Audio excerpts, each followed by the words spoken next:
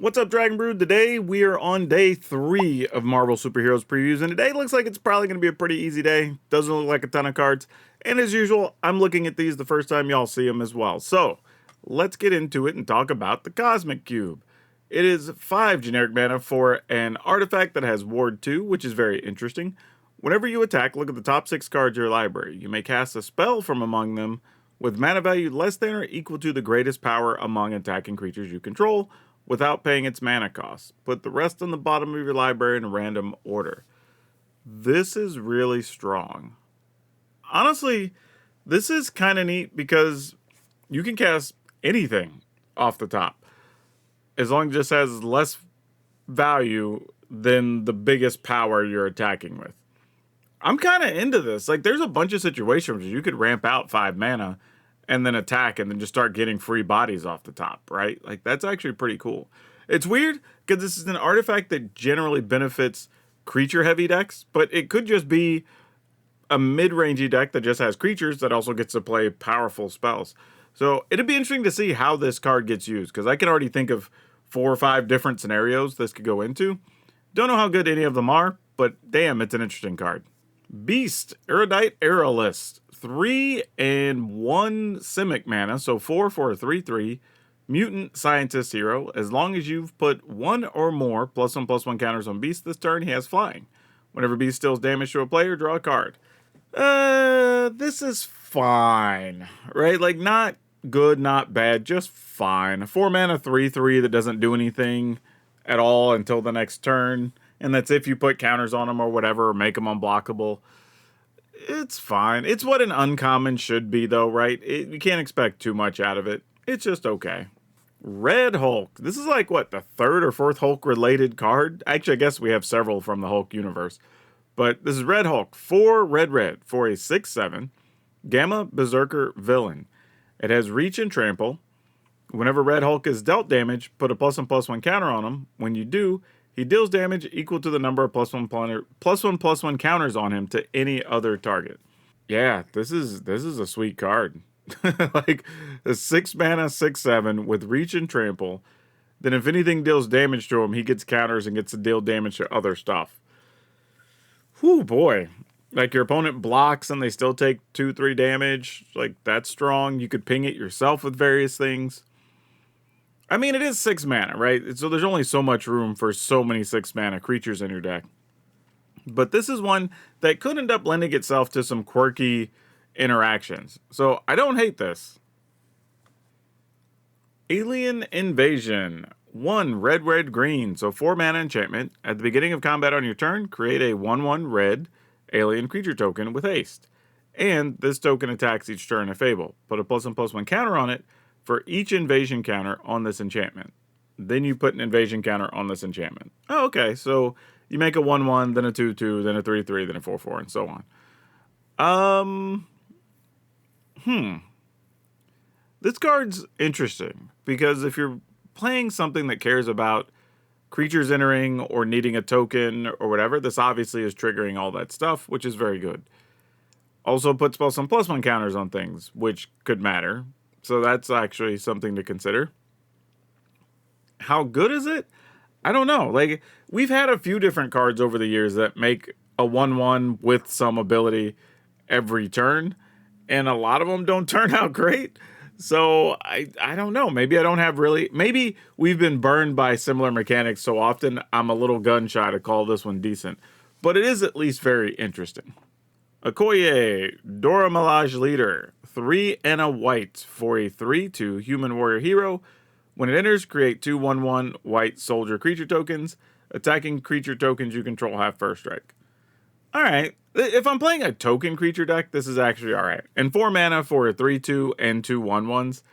Like, it's a little pricey, but you're getting 5 power and 4 toughness worth of creatures for your 4 mana. So that's not bad. And the 2 1/1s, when you're attacking, have first strike if you have a way to pump them up or whatever.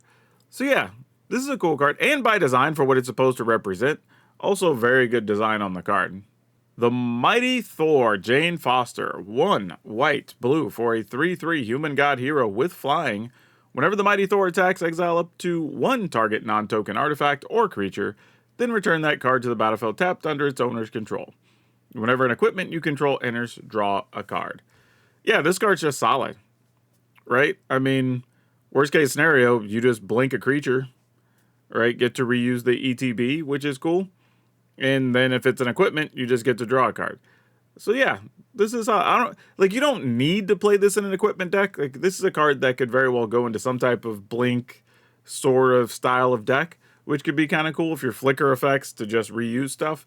But I mean, if you do have something that has equipment, you get to draw extra cards, that's a bonus. Punishing Punch, 2 and a green, instant. The spell costs 2 less to cast if there are 2 or more creature cards in your graveyard.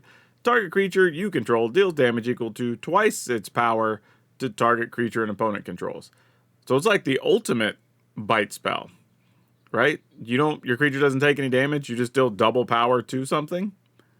Yeah, this is fine. Like, it's obviously you're going to play it in limited for sure. It'll have corner case uses in constructed, but we have a lot of bite and fight spells to pick from.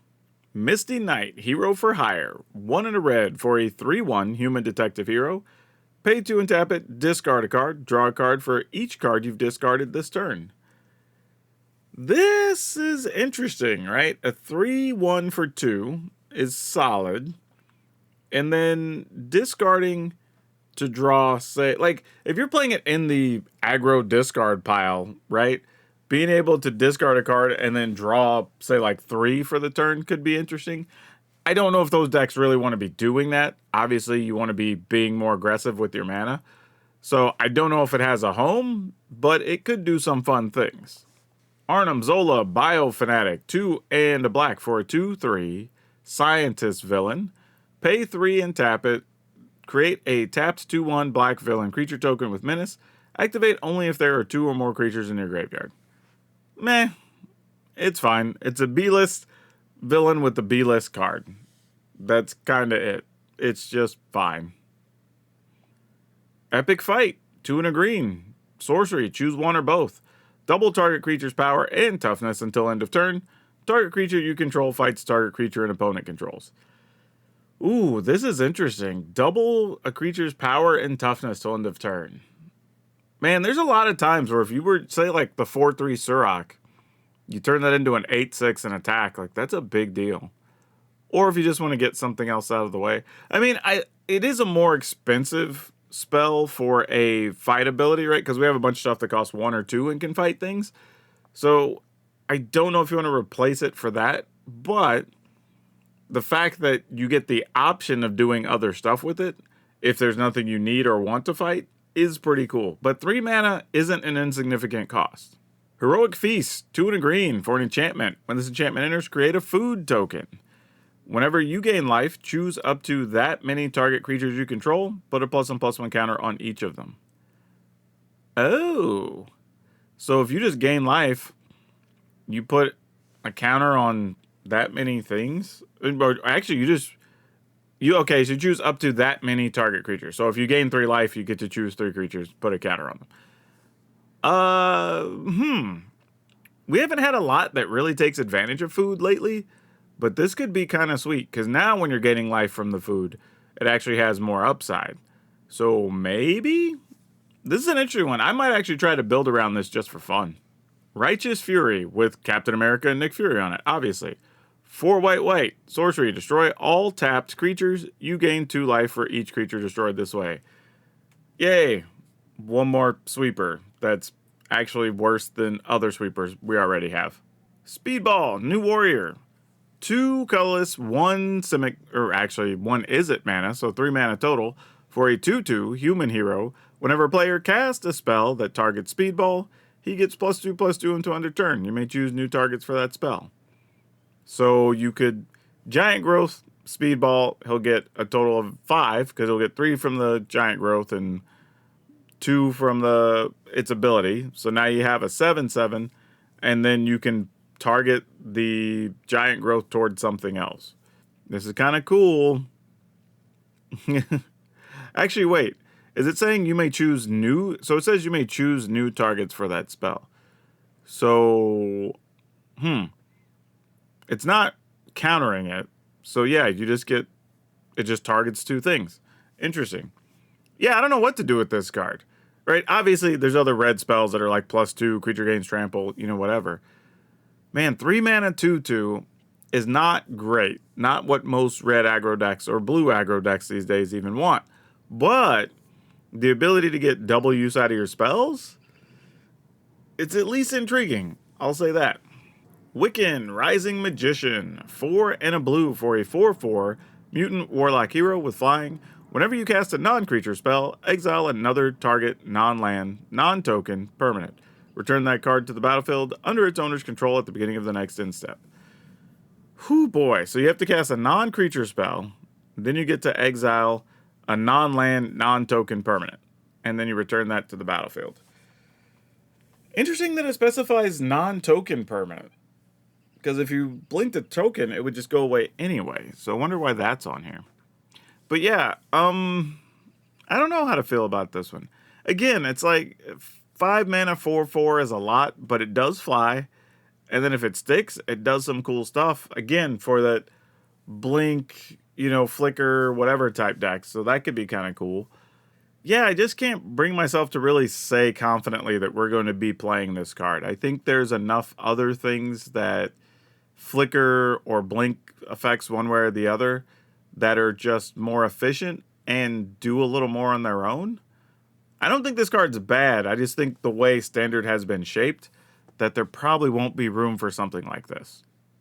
Now in Commander, you might go ham with this card. Supervillain Lockup, 1 and a white, enchantment, flash. When this enchantment enters, exile target tapped creature an opponent controls until this enchantment leaves the battlefield. Alright, I mean, we have a variety of this every other set or something, like some low-cost white spell that exiles a creature until the thing goes away. It's fine. Like, it's a little better than it costs 2. However, it's limited to only removing tapped creatures, so that's what you're trading off instead of 3 that generally removes anything. But I can still see a world where this could get some amount of play. All right, so not too bad, right? Today went pretty quick. I think this is interesting, right? Because we saw multiple blink flash type or blink flicker type effects, which is really interesting. I wasn't expecting to see that today. I'm kind of going over just like what we saw. We saw some stuff for food decks, right? And a couple of different fight spells that are actually worth considering.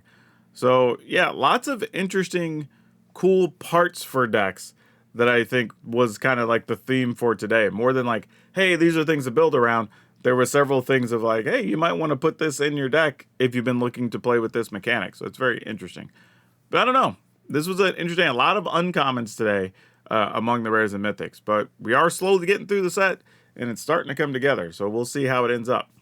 But that's all I have for now. We'll see you next time.